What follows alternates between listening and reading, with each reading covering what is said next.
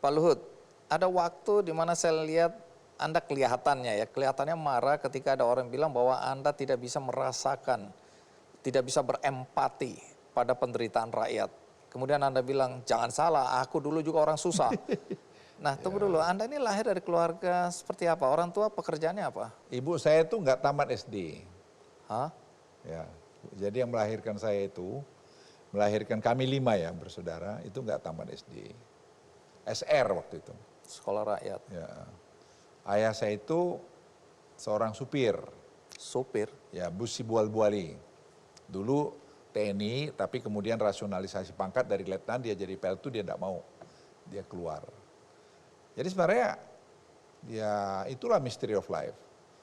Adik saya PhD juga, dari good school juga, Kartini, ada juga Doris sekolah dari UI juga, Ruth dari TB juga, Timbo. Karena ya saya selalu bilang, ibu saya, ya kamu harus belajar bekerja dengan baik. Dan kamu harus selalu Luhut, ingat, kau bisa berbuat baik bahwa orang lain buat baik aja.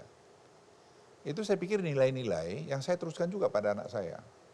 Ya hidup itu ya mystery of life. Kita ini penuh dengan mystery of life. Yang kita tidak tahu apa yang terjadi sama kita.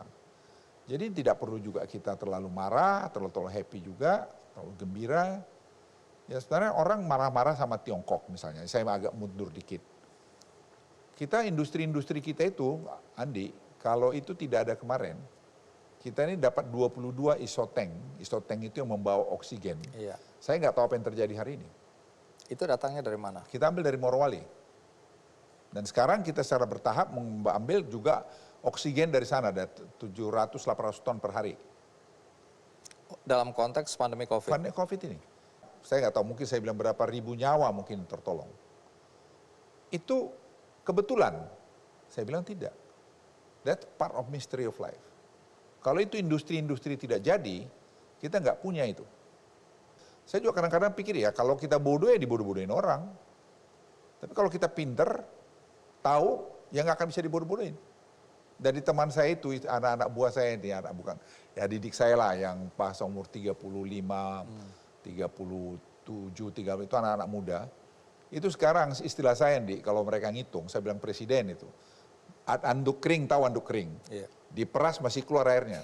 Saking ketatnya mereka tuh ngitung. Gak ada orang bisa main. I promise you. Gak akan bisa. Baik. Nah kemudian Anda kan masuk jadi tentara. Dari mana cerita Anda ingin jadi itu tentara? Itu juga, jadi ayah saya itu kemudian kerja di Caltex ya. Perusahaan minyak, dari bawah. Akhirnya dia ambil SMA persamaan. Jadi tahun 58 RPKD mendarat di Pekanbaru. Saya masih ingat itu, saya di SD, lihatlah pakai loreng itu mendarat di Rumbai. Saya mikir, waduh saya harus jadi tentara. Jadi RPKD bukan tentara. Oh RPKD dulu itu Kopassus sekarang ya, ini ya? Saya pokoknya maunya ke situ gitu. Okay. Dan itu juga memang akhirnya warna hidup saya. Saya selalu kalau sudah mau itu determinasinya tinggi. Itu mewarnai betul. Tapi sisi lain ayah saya itu enggak mau. Karena dia pernah kecewa di tentara. Dia bilang kau harus masuk di TB gitu. Ya, jadi buat orang Batak itu kan maunya ITB lah sekolah. Ya saya iya aja. Tapi begitu ada pendaftaran ya saya daftar diam-diam ke Akmil. Dan bersamaan juga saya daftar ke ITB dan UNPAD waktu itu. Tapi tiba-tiba pengumuman Akmil lebih dulu, saya lulus saya langsung lari ke sana. Jadi apa penjelasan Anda ke orang tua? Ya saya nggak menjelaskan, saya minta tanda tangan om saya waktu itu supaya saya, karena pasti kalau saya minta ke ayah saya, nggak dikasih. Dia nggak akan tanda tangan. Tapi setelah dia tahu? Setelah dia tahu dia bilang begini, setelah dia masuk, ya kau udah masuk, kau jadi tentara yang benar lah. Berapa sih gajimu? Katanya waktu saya lulus kan. Ya saya bilang 5 ya supir saya lebih besar gajinya dari kamu. Sebagai seorang perwira. Tapi saya bilang ya saya udah kalau kau jadi prajurit ya jadi tentara, jadi tentara yang baik lah. Tapi karir Anda di ketentaraan ini, kalau baca buku-buku biografi banyak orang yang kemudian nama Anda masuk di dalamnya. Di zaman Orde Baru dulu karir Anda, padahal Anda adalah lulusan cemerlang, perwira yang cemerlang, tapi karir Anda di zaman Orde Baru itu agak suram. Ya, ada yang bilang karena Anda ini orangnya Benny Murdani, waktu itu Jenderal Panglima zaman Pak Harto dulu ya, yang kemudian ada sedikit lah friksi di situ. Nah, nasib Anda Kopassus tapi tidak pernah jadi danjen. Anda jenderal tapi tidak pernah jadi panglima. Apakah Anda kecewa dengan perjalanan karir Anda di ketentaraan? Ya, kalau mau flashback lihat ya, kadang-kadang saya juga, ya pastilah bohong lah kalau saya tidak bilang ada kecewa saya. Karena saya pikir, apa sih saya instruktur banyak hal. Saya instruktur nembak, instruktur military free fall, instruktur perang hutan. Itu saya di Kopassus yang bikin latihan spesialisasi di Kopassus, merubah Kopassus itu, reorganisasi Kopassus. Itu zaman saya waktu pangkat letkol kolonel. Jadi saya pikir dari segi profesional tentara tidak ada alasan saya tidak mencapai puncak karir saya sebagai seorang perwira di TNI. Ya saya pikir ya itulah kehidupan itu. Jadi waktu saya dilempar sana, lempar sini, ya saya pernah waktu kolonel tuh mau berhenti. Jadi saya bilang sama istri saya bilang saya baru balik dari Amerika, saya sudah dapat master degree. Saya pikir udahlah, mungkin saya bukan tempatnya sini, saya mau keluar aja jadi apalah begitu. Karena saya punya kualifikasi yang begitu banyak, saya pikir I can do macam-macam gitu. Tapi saya bilang, kamu kan udah cita-cita jadi tentara, ya saya dibalik anu saya itu. Jadi ya nyaris Anda berhenti juga waktu itu ya? Ya pernah, saya berhenti. Terus istri saya bilang, kenapa? Kamu terusin aja lah gitu. Akhirnya saya bilang, ya udah, saya terusin jadi militer. Tapi waktu saya di mana namanya, di bonsai istilahnya waktu itu, ya saya tetap berpikir apa yang saya bisa bikin baik, saya bikin baik. Jadi walaupun saya dibikin di mana, saya kerjakan yang terbaik. Ya, jadi sih saya nggak pernah ketinggalan pangkat saya, tapi waktu itu memang saya ingat betul tahun 92, saya balik dari Amerika, saya lapor Pak Benny sudah Menteri Pertahanan. Saya bilang, Pak, kenapa hubungan Bapak saya dengar dengan Pak Harto jadi tidak bagus gitu. Terus dia sambil kan biasanya megang meja begitu. Dia bilang, ya itulah Hud. Gitu ya.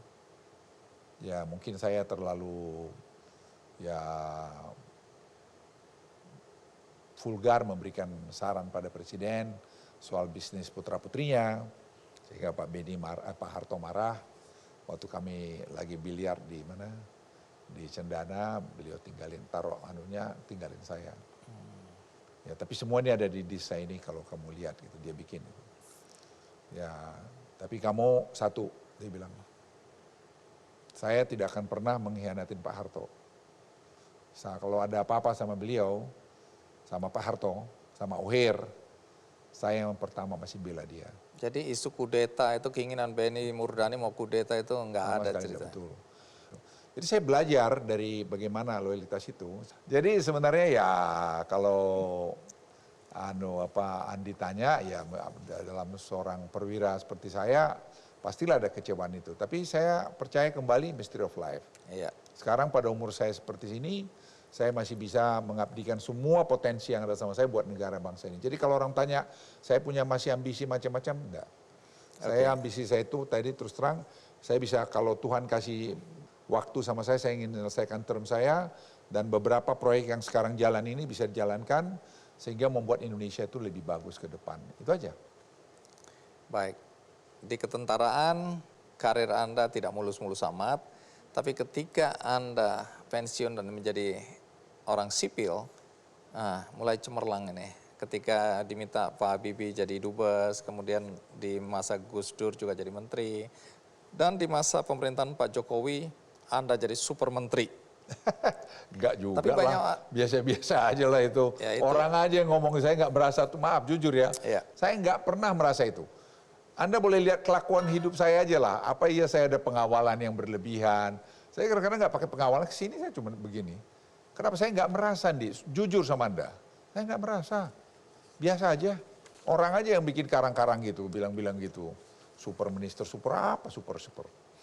Baik, sedikit nanti saya akan singgung soal salah satu kekhawatiran juga Indonesia akan runtuh, kesatuan kita akan hancur karena ada faham radikal Nah, ini juga jadi isu yang selalu menjadi perbincangan di masyarakat. Kalau Pak Jokowi nanti tidak lagi menjadi presiden, bagaimana nasib negara ini dalam konteks radikalisme? Kita rehat sejenak, ikuti terus Kick Andy Double Check. Kalau Anda berkarya kan tidak mesti jadi presiden aja. Presiden itu setengah mati loh kalau mau jadi presiden benaran.